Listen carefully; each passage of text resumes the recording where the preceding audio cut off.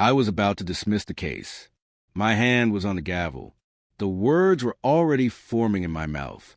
Then I looked down at the file one more time, and something made me freeze. It wasn't anything dramatic, just a date. A single date that didn't match. But that one inconsistency changed everything I thought I knew about the people in front of me. My name is irrelevant. I've been a district court judge for 16 years. I presided over murders, assaults, fraud cases, custody battles. I've seen people at their worst and occasionally at their best. I've learned to read faces, to spot lies, to sense when something doesn't add up. But that morning, I almost missed it.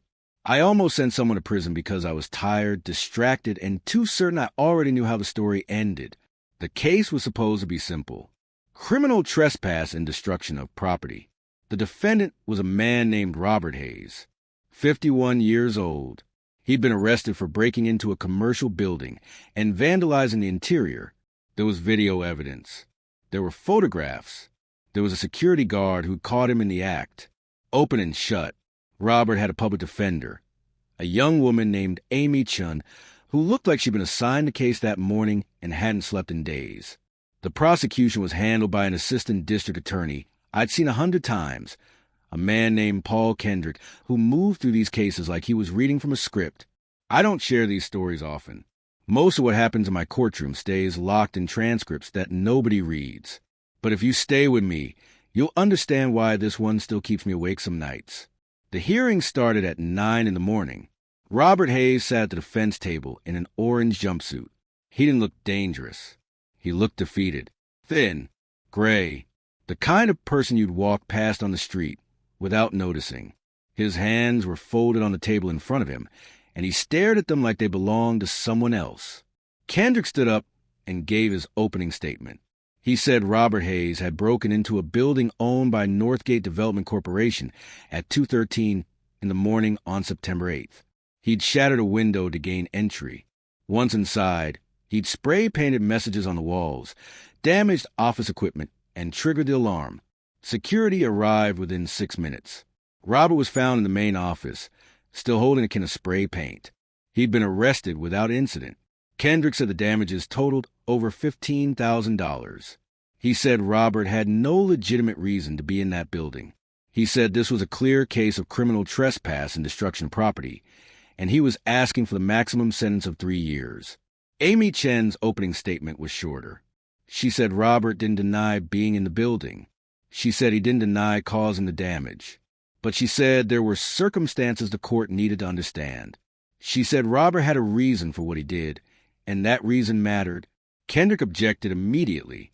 He said the defendant's personal feelings about the victim weren't a legal defense for breaking and entering. I sustained the objection. I told Amy that motivation might be relevant for sentencing, but it didn't change the facts of the crime. She nodded. She looked like she'd expected that. The first witness was the security guard who'd responded to the alarm. His name was Marcus Webb. He testified that he'd arrived at the building at 2:19 in the morning. The front window was broken. The alarm was going off. He called the police and then entered the building carefully, not knowing if the intruder was still inside or armed. He found Robert in the main office on the second floor. Robert was standing in front of a wall. He'd just finished spray painting. He wasn't trying to hide, wasn't trying to run. He just stood there, looking at what he'd written. Kendrick asked what the message said. Marcus pulled out his phone and showed a photograph. The words on the wall in red spray paint said, "You killed her and you know it." Kendrick asked if Robert had resisted arrest. Marcus said no. Robert had set down the spray paint and put his hands up without being asked. He'd been cooperative, calm, almost like he'd been expecting this. Amy didn't cross-examine. The second witness was a representative from Northgate Development, a woman in her 30s named Jennifer Carr. She authenticated the damage report. Broken window, ruined drywall, spray paint on 3 different walls, a computer monitor that had been knocked off a desk. Total cost of repair, $15,300. Kendrick asked if Robert Hayes had ever worked for Northgate Development. Jennifer checked her records. No. Kendrick asked if Robert had ever had any business relationship with the company. Jennifer said not that she was aware of. Kendrick asked if there was any legitimate reason Robert Hayes would have been in that building in the middle of the night. Jennifer said no. Amy Chin stood up for cross-examination. She asked Jennifer how long she'd worked for Northgate. Jennifer said 2 years. Amy asked if she was familiar with all of the company's projects going back further than that. Jennifer said not all of them, just the current ones. Amy asked if she'd ever heard the name Elizabeth Hayes. Jennifer paused. She said it sounded familiar, but she couldn't place it. Amy thanked her and sat down. Kendrick called his last witness, the arresting officer. He testified that Robert had been read his rights and had refused to answer questions.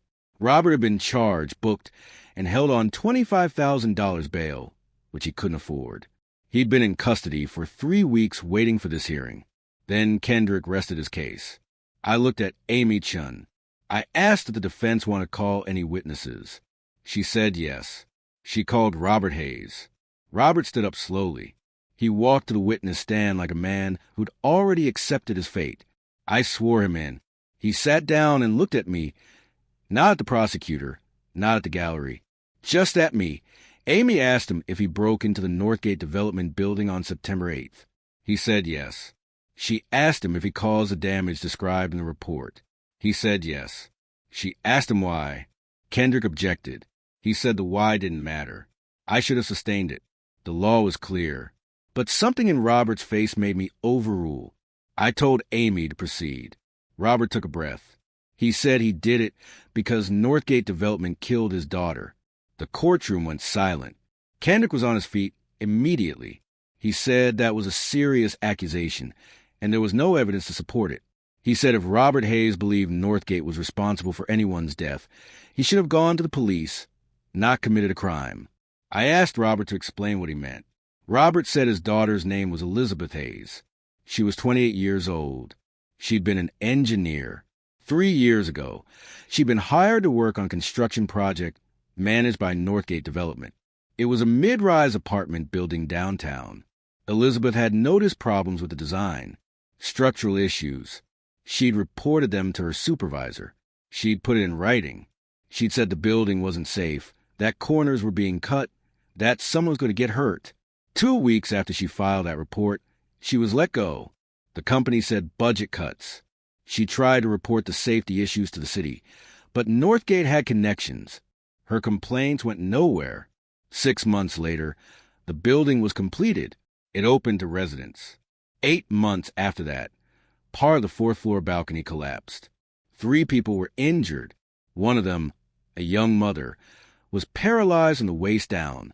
The city launched an investigation. They found that the construction had deviated from the approved plans, substandard materials, improper inspections. Northgate settled with the victims, quietly. No admission of fault. The story barely made the news. Elizabeth never got over it. She blamed herself for not doing more, for not fighting harder. She fell into a depression, started drinking, lost her next job, then the one after that. 2 years ago, she died. The official cause was listed as accidental overdose. Robert said it wasn't an accident. It was Northgate. They'd destroyed her career. They'd destroyed her spirit. They'd killed her as surely as if they'd pushed her off one of their faulty balconies. And nobody had ever been held accountable. Amy asked him if he thought vandalizing their office would change that. Robert said no. He said he just wanted them to see it, to know that someone remembered, that Elizabeth had been right, and they'd buried her for it. Kendrick objected again. He said this was all hearsay and speculation. He said there was no evidence connecting Elizabeth Hayes' employment termination to any wrongdoing by Northgate. He said even if everything Robert claimed was true, it still didn't justify breaking into a building and causing $15,000 in damage. I looked at Robert. I asked him if he had any proof of what he was saying. He said he had Elizabeth's emails, her reports, the termination letter, the news articles about the balcony collapse, the investigation findings. I asked why he hadn't brought this to a lawyer. He said he had. 3 of them. They all said the same thing. Too much time had passed. No way to prove a direct connection between Elizabeth's firing and her death. No case. So he'd taken a can of spray paint and gone to the one place he thought someone might finally listen. Amy Chin rested the defense. I called a recess. I went back to my chambers and sat down at my desk. I didn't know what to do. The law was clear. Robert Hayes had committed a crime. His motivations, however tragic, didn't change that. My job was to apply the law, not to weigh the moral complexities of why someone chose to break it. But I kept thinking about Elizabeth Hayes, 28 years old, trying to do the right thing, getting destroyed for it. I opened the file again. I read through the police report, the damage assessment, the witness statements. Everything supported the prosecution's case. Then I saw it. The date on the building permit for the Northgate project Elizabeth had worked on, the date the balcony had collapsed, and the date Northgate had settled with the victims. I pulled out my phone and searched for news articles. It took me 15 minutes to find the story. It had been buried on page 6 of the local section. 3 people injured in balcony collapse. Building opened 8 months prior. Investigation pending. I found a follow-up article. City investigation finds multiple code violations. Developer Northgate settles claims. Building remediated at company expense. Then I found something else. A lawsuit filed 4 months ago.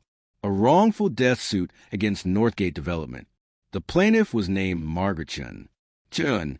I walked back into the courtroom. I looked at Amy Chun, the public defender. I asked her if she had any relation to Margaret Chun. She stood up. She said Margaret Chun was her mother. The courtroom stirred. Kendrick stood up. He said if the defense attorney had a personal connection to this case, that was a serious conflict of interest. I asked Amy to explain.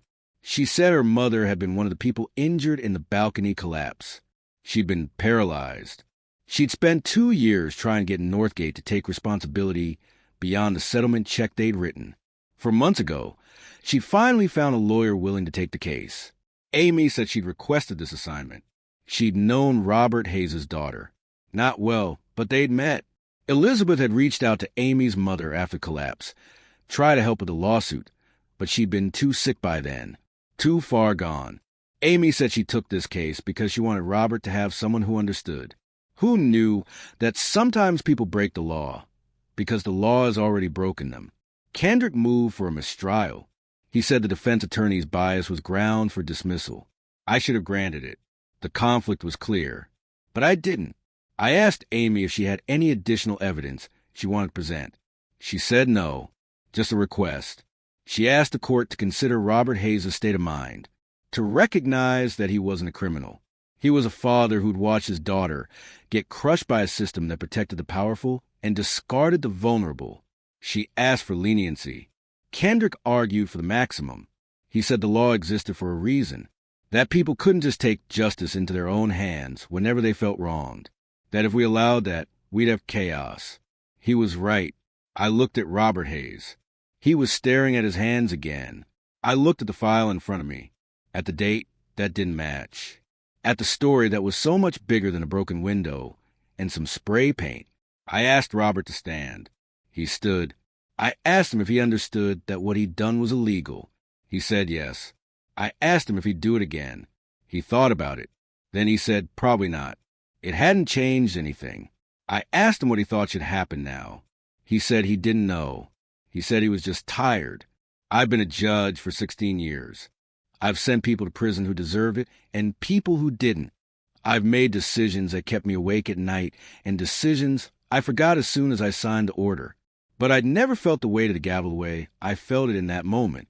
I told Robert that I was finding him guilty of criminal trespass and destruction of property. The facts were not in dispute. The courtroom was silent. Then I said sentencing would be delayed pending a pre-sentence investigation. I wanted a full report on Robert's background, his mental state, and the circumstances surrounding his daughter's death. I also said I was ordering the district attorney's office to provide me with all records related to the Northgate Development balcony collapse, including any communications with Elizabeth Hayes prior to her termination. Kendrick objected. He said that was outside the scope of this case. I said I was a judge and I determined the scope. I set a sentencing hearing for 6 weeks out. Robert looked at me like he didn't understand what had just happened. Amy Chin looked at me like she did. After the hearing, I went back to my chambers and made some calls. I reached out to a friend who worked in the city's building department. I asked about the Northgate investigation. He said it had been thorough, but there had been pressure to settle quickly. Northgate had political connections. The mayor's office had been involved. I asked if he remembered anyone named Elizabeth Hayes. He said the name sounded familiar. He'd look into it. 2 days later, he called me back. He said he'd found Elizabeth's original complaint in the archive files. It had been detailed, specific. She'd identified exactly which parts of the design were dangerous and why. Her complaint had been forwarded to Northgate for response. 3 days later, she'd been fired. 1 week after that, the city had closed the inquiry, noting that Northgate had addressed concerns, except they hadn't. The balcony that collapsed was one of the exact areas Elizabeth had flagged. I asked if there was any evidence Northgate had intentionally ignored her warnings. He said nothing explicit, but the timeline was suspicious. I thanked him and hung up. Then I did something I'd never done before. I looked up Margaret Chen's lawsuit. I read the complaint. It laid out the same facts Robert had described. Faulty construction, covered-up safety violations, a whistleblower who'd been silenced. The lawsuit named Elizabeth Hayes as a witness who could have testified to Northgate's knowledge of the defects. But Elizabeth Hayes was dead. Over the next 6 weeks, I couldn't stop thinking about the case, about Robert sitting in that jail cell, about Elizabeth trying to do the right thing and losing everything, about the 3 people who'd been hurt because no one had listened to her, about the system that had let all of it happen. The pre-sentence report came back. Robert had no criminal history. He'd been a machinist for 30 years. Steady employment. No drugs. No alcohol problems. Since Elizabeth's death, he'd become isolated, depressed. His wife had left him. He'd lost his job. The vandalism had been an act of desperation, not malice. The psychologist who evaluated him said Robert wasn't a danger to anyone. He was grieving. He needed help, not incarceration. The district attorney's office provided the records I'd requested. They confirmed what I already suspected. Elizabeth had filed a formal complaint. It had been ignored. The building had been approved anyway. And when it failed, Northgate had paid to make the problem go away. I also received a letter. It was from Margaret Chen, Amy's mother. She said she didn't know if it was appropriate to write to me, but she wanted me to know something. She said Elizabeth Hayes had visited her in the hospital after the collapse. Elizabeth had been crying. She'd said she was sorry, that she should have done more, that this was her fault. Margaret had told her it wasn't, that she'd tried, that the fault lay with the people who'd chosen profit over safety. But Elizabeth hadn't believed her. Margaret said she'd watched Elizabeth deteriorate over the next year, watched her slip away, and she'd always wonder if things might have been different if anyone, had held Northgate accountable. She said she wasn't asking me to let Robert go. She just wanted me to know that Elizabeth had been real, that her suffering had been real, that it mattered. The sentencing hearing was scheduled for a Thursday morning. I walked into the courtroom and saw Robert sitting at the defense table. He looked thinner than before, more gray. Amy Chen was next to him. Kendrick was at the prosecution table, looking annoyed that we were even having this hearing. In his mind, this should have been over weeks ago. The gallery was empty except for one person, an older woman in a wheelchair, Margaret Chen. I asked if either side had anything to add before I issue my sentence. Kendrick said the defendant had pled guilty. The damage was clear. The court should impose the sentence and move on. Amy stood. She said she'd submitted a sentencing memorandum outlining Robert's lack of criminal history and the mitigating circumstances. She asked for probation and community service rather than prison time. I looked at Robert. I asked if he had anything he wanted to say. He stood. He said he was sorry for the damage. He'd pay it back if he could, though he didn't know how. He said he wasn't asking for sympathy.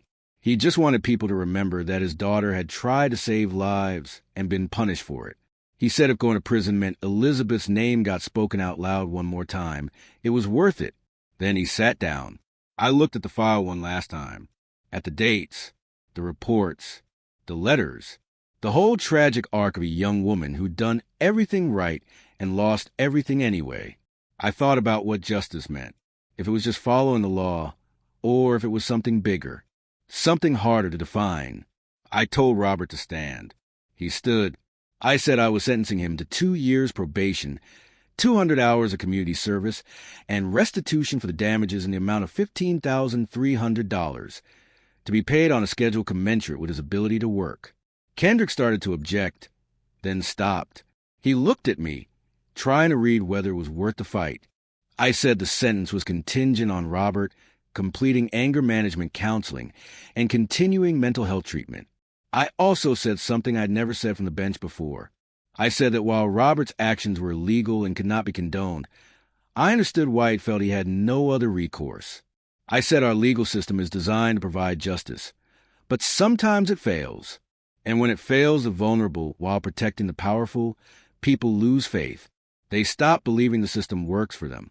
I said I hoped Robert would find better ways to honor his daughter's memory.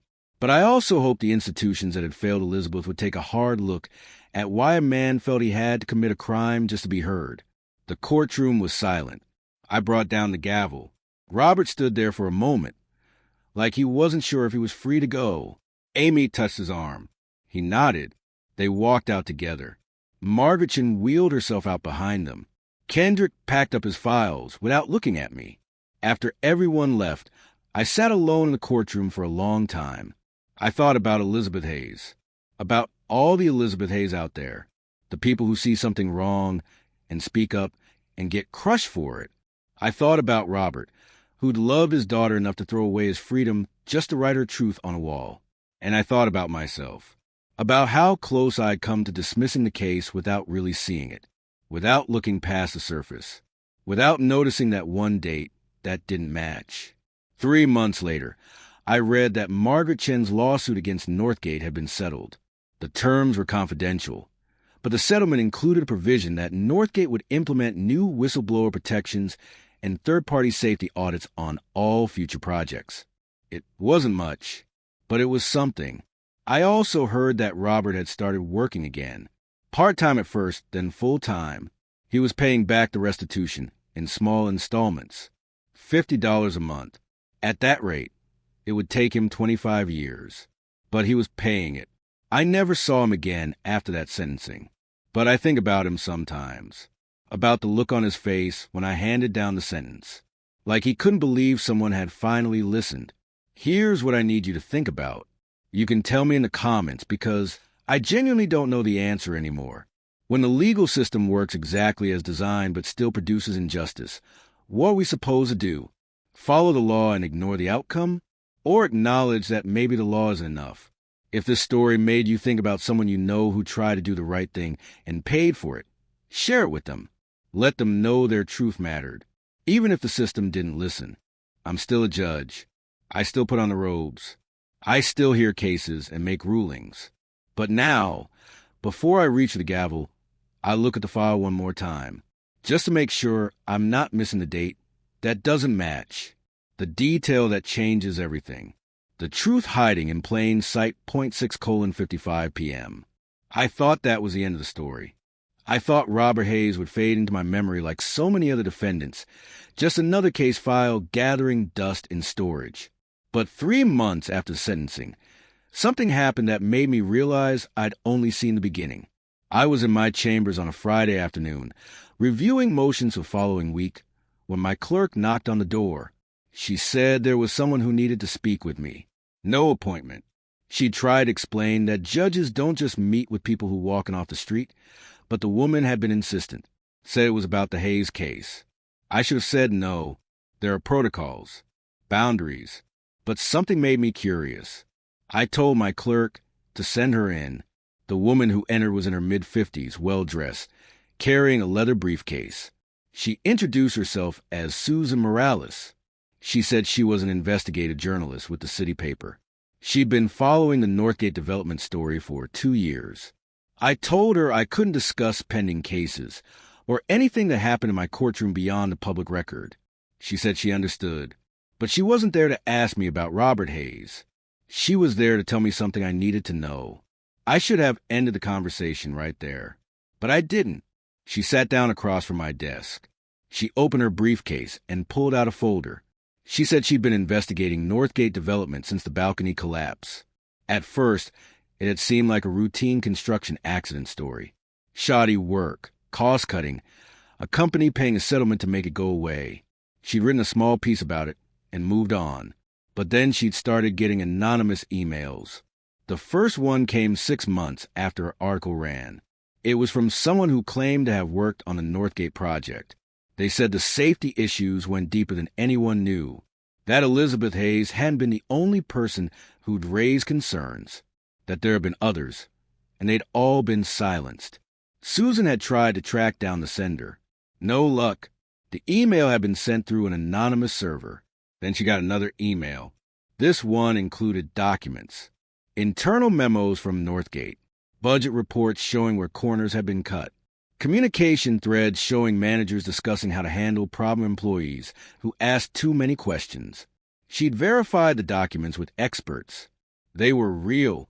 She'd tried to publish a story. Her editor had killed it. Too many legal risks. Northgate had powerful lawyers.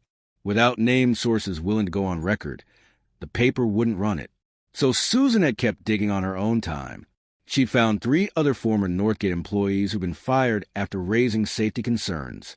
None of them would talk on the record. They'd all signed non-disclosure agreements as part of their severance packages. They were terrified of being sued, but they confirmed, off the record, that what Elizabeth Hayes had experienced wasn't isolated. It was standard practice. Susan said she'd been trying to find a way to break the story for over a year. Then she heard about Robert Hayes' case, about a father who'd vandalized Northgate's office because his daughter had been destroyed for telling the truth. She'd sat in the back of my courtroom during the sentencing. She'd heard what I said, and she decided to take a risk. She slid the folder across the desk to me. I didn't touch it. I asked her what she wanted from me. She said she wanted me to know that what happened to Elizabeth Hayes was part of the pattern, that Northgate had been doing this for years, and that the only reason they'd gotten away with it was because people with power had decided to look the other way. I asked her why she was telling me this. She said because I was one of the few people with power who'd actually looked. I told her I couldn't do anything with this information. I wasn't an investigator. I wasn't a prosecutor. I was a judge. My role was to hear cases brought before me, not to seek out wrongdoing. She said she knew that, but she thought I should understand the full picture. Because Robert Hayes hadn't just broken into a building. He'd cracked open a story that people had been trying to bury for years. She left the folder on my desk and walked out. I sat there staring at it for a long time. Then I opened it. Inside were hundreds of pages. Emails, budget reports, termination letters, a pattern of employees raising concerns and being systematically removed, replaced with people who wouldn't ask questions. There were also photographs, buildings Northgate had constructed over the past decade, and next to each photograph, a list of code violations, safety complaints, and settlements paid to tenants or homeowners. Northgate wasn't just cutting corners. They were running a system designed to maximize profit by hiding problems until someone got hurt, then paying just enough to avoid real consequences. And it had worked. For years. I closed the folder. I should have given it back to Susan Morales. Should have told her to take it to the authorities. But she'd already tried that. She'd already hit the wall I knew existed. The wall where power and money intersected to make certain stories disappear. Instead, I locked it in my desk drawer. That weekend, I couldn't stop thinking about it. About Elizabeth Hayes and the 3 other employees who'd been fired. About Margaret Chun in her wheelchair. About Robert paying $50 a month for the crime of loving his daughter. About all the people living in buildings Northgate had constructed, not knowing they were sitting on structural compromises made in conference rooms years ago. On Monday morning, I made a phone call to a federal prosecutor I'd known for years. We'd gone to law school together. She specialized in fraud and corruption cases. I asked her, hypothetically, what it would take to launch an investigation into a development company. She said it would take evidence of a federal crime, wire fraud, tax evasion, something that crossed state lines or involved federal funds. I asked her, still hypothetically, What would happen if someone had evidence of a pattern of building code violations and fraudulent inspection reports on projects that had received federal housing grants? There was a long silence. She asked me what I had. I said I didn't have anything, but I knew someone who might. I gave her Susan Morales' name. 2 weeks later, Susan called me. She said she'd been contacted by the U.S. Attorney's Office. They wanted to talk about her Northgate investigation. She asked if I had anything to do with that. I said I couldn't discuss it. She thanked me anyway. 3 months after that, the news broke. Federal investigators had raided Northgate Development's offices. They'd seized computers, files, and financial records.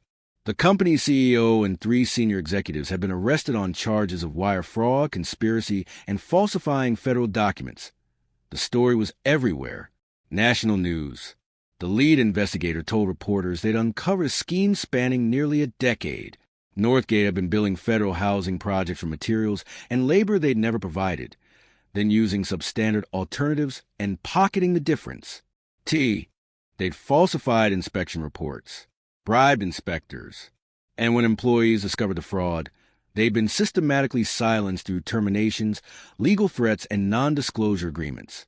The investigation had started with an anonymous tip, a journalist who'd been gathering evidence for years. Elizabeth Hayes' name appeared in the 3rd paragraph of the first major article, described as a whistleblower whose warnings had been ignored, a young engineer whose death had been ruled accidental, but whose family believed was a result of retaliation and systematic destruction. Robert Hayes was interviewed. He stood outside his small apartment and told reporters he'd never thought he'd see this day, that all he'd wanted was for someone to remember his daughter had been right. He didn't mention the vandalism. No one asked. The trial took 8 months. I didn't preside over it. Federal court, different jurisdiction. But I followed every day of testimony. Former employees came forward, their NDAs suddenly meaningless in the face of federal subpoenas. They testified about being told to approve substandard work, about being ordered to ignore safety violations, about watching colleagues who objected get fired within weeks. One of them was a man named David Chun, Margaret Chen's nephew.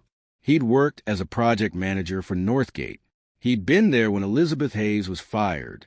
He'd kept copies of her safety reports, hidden in a storage unit for 3 years, waiting for someone to care. He was the one who'd sent Susan Morales the first anonymous email. The defense tried to argue that the company's practices, while perhaps ethically questionable, didn't constitute federal crimes, that safety violations were a state matter, that employee terminations were standard business decisions. But the prosecution had the documents, the emails, the witnesses, the trail of federal money that had been diverted into private accounts. The jury deliberated for 6 hours. Guilty on all counts. The CEO got 12 years. The senior executives got between 5 and 8 years each. The company itself was fined $43 million and barred from receiving any federal contracts. Northgate Development filed for bankruptcy 3 months later. I read about the verdict in the paper. I felt something I hadn't felt in a long time. Not satisfaction, exactly. More like a loosening of a knot I hadn't realized was there. But the story still wasn't over. A week after the verdict, I got a letter. It was from Robert Hayes. He said he'd heard through his lawyer that I'd been the one who connected Susan Morales to the federal prosecutors. He didn't know if it was true, but if it was, he wanted to thank me. He said he'd never expected justice. He just wanted someone to hear Elizabeth's name. But now, because of the trial, thousands of people knew who she was, knew what she tried to do, knew she'd been right. He said it didn't bring her back. It didn't fix what Northgate had taken from him, but it meant something. He said he'd finished his community service. He was still paying the restitution. He'd started volunteering at a crisis center, talking to people who felt like the system had failed them, trying to help them find legal ways to be heard. He said he'd learned something from all of this, that the law was imperfect, that justice was slow, but that sometimes, if you were willing to wait, if you were willing to trust that someone somewhere might be paying attention, the truth could find a way through. He said he hoped I knew I'd change his life. I read that letter 3 times. Then I put it in my desk drawer, next to the folder Susan Morales had left. I thought that was the end. Finally, But 2 months later, I got called into a meeting with the chief judge of our district. I'd been expecting a commendation, maybe recognition for the connection I'd made that had led to the federal case. Instead, I got a reprimand. The chief judge told me that several people had raised concerns about my conduct in the Hayes case, that I'd exceeded my authority by ordering the district attorney's office to produce documents outside the scope of the criminal charges, that I'd made contact with a federal prosecutor regarding a case that wasn't in my jurisdiction, that I'd allowed personal feelings to influence my judicial decision-making. He said there would be a formal inquiry, that I should prepare to answer questions about my sentencing decision and my subsequent actions. I asked who had filed the complaints. He said he couldn't tell me that, but I could guess. Northgate might have been bankrupt, but their lawyers weren't, and those lawyers had friends, colleagues, people who believed I'd overstepped, people who thought judges should stay in their lane. The inquiry lasted 3 months. I had to give depositions, explain every decision I'd made, justify every phone call, every question. Every moment I'd chosen to look deeper instead of just following the script. They brought in experts who testified that my sentence had been too lenient, that my questions during the hearing had been leading, that my public statements from the bench had been inappropriate. My attorney argued that everything I'd done was within my discretion, that judges were allowed to consider context, that seeking additional information before sentencing was not only permitted but encouraged, but I could see which way it was going. The legal community is small. People talk. Some of my colleagues thought I'd done the right thing. They told me so, quietly, in hallways and parking lots. Others thought I betrayed the role, that I'd let emotion override law, that I'd set a dangerous precedent. In the end, the Judicial Oversight Committee issued a formal admonishment. They said my conduct, while not rising to the level of removal or suspension, had been inappropriate, that I'd allowed personal bias to influence my decision-making, that I should be more careful in the future to maintain the appearance of impartiality. It went in my permanent record. Some people said I got off easy, that I should have been removed from the bench. Others said it was a travesty, that I was being punished for doing the right thing. I didn't know what to think anymore. I kept working, kept hearing cases, kept making rulings. But something had changed. I started noticing things I'd been trained to ignore. The way certain defendants could afford attorneys who knew exactly which procedural buttons to push. The way others showed up with public defenders who were drowning in caseloads. The way money and power created layers of insulation between actions and consequences. I started asking more questions, looking deeper at the files in front of me, wondering what I was missing. Some of my rulings got appealed. Some got overturned. My colleagues started watching me differently. 6 months after the admonishment, I was reassigned, moved from district court to family court. Officially, it was a lateral transfer, a normal part of judicial rotation. Everyone knew it was a demotion. Family court is important work. Custody battles, juvenile cases, protective orders. Lives hang in the balance. But it's also where they put judges who become problems. I took the assignment without complaint. What else could I do? And that's where I am now, 3 years later, still wearing the robe, still making decisions about people's lives. But I'm not the same judge I was before Robert Hayes walked into my courtroom. I still think about that case, about the moment I almost dismissed it, about that one date that didn't match, about how close I came to missing everything. Last month, I got another letter. This one was from Amy Chun. She left the public defender's office. She was working for a nonprofit now, representing whistleblowers in employment retaliation cases. She said she'd been inspired by her mother's lawsuit, by Elizabeth Hayes' story, by watching what happened when someone finally decided to listen.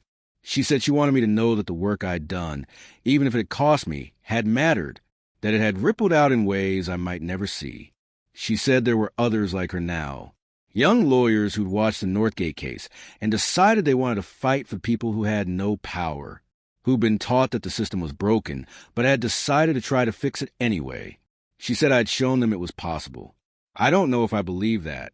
Most days, I feel like I just got lucky, that I stumbled onto something bigger than myself and barely managed not to crush it. But sometimes, Late at night when I'm reviewing files for the next day, I think about Elizabeth Hayes, about a 28-year-old engineer who saw something wrong and said something, who lost everything because she refused to stay quiet. I think about her father, standing in that office with a can of spray paint, writing the only truth he had left. I think about all the people I never saw, the cases I dismissed without looking deeper, the dates that didn't match that I never noticed. And I wonder how many others are out there right now. People who tried to do the right thing, people who got crushed for it, people who are waiting for someone, anyone, to pay attention. The system didn't protect Elizabeth Hayes. It didn't protect the people who got hurt in that building collapse. It didn't even protect Robert. Not really. What protected them, in the end, was a journalist who wouldn't let the story die, a public defender who cared enough to take a case she shouldn't have touched, a prosecutor who was willing to take a risk, a whistleblower who kept evidence in a storage unit for 3 years, and maybe, a judge who looked at a file one more time before reaching for the gavel. I don't tell people this story often. When I do, they usually ask the same question. Was it worth it? Losing the respect of my colleagues, getting reprimanded, being demoted, and I never know how to answer, because Robert Hayes is free. He's alive. He's helping other people. Because Northgate's executives are in prison. Because the company can't hurt anyone else. Because Elizabeth Hayes' name is in the record now. Her truth is documented. Her fight mattered. But I also know that there are 1,000 other Northgates out there.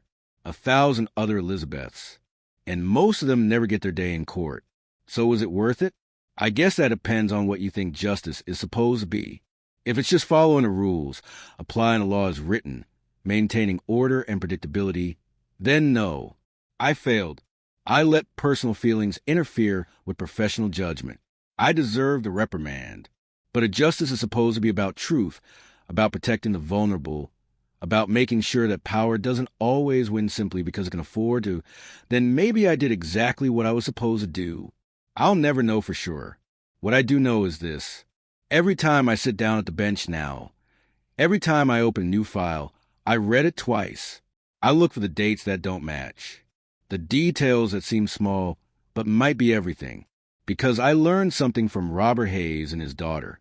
I learned that the most important cases are often the ones that look simple, the ones everyone expects you to dismiss, the ones where all the evidence points one direction, and it takes real work, real courage to look the other way. I learned that authority means nothing if you're not willing to use it for the people who have none. And I learned that sometimes the only thing standing between truth and silence is one person who decides to look a little bit closer. Here's what I want to ask you, and I really mean this. Tell me in the comments. If you had the power to help someone, but it might cost you your reputation, your career, maybe your future, would you do it? Or would you tell yourself that it's not your job, that someone else will handle it, that the system will work itself out? Because that's the question I had to answer. And I'm still not sure I answered it right. If this story made you think about the systems we trust, about the people who fall through the cracks, share it with someone who still believes everything works the way it's supposed to. Maybe they need to see what it looks like when it doesn't. I'm still a judge.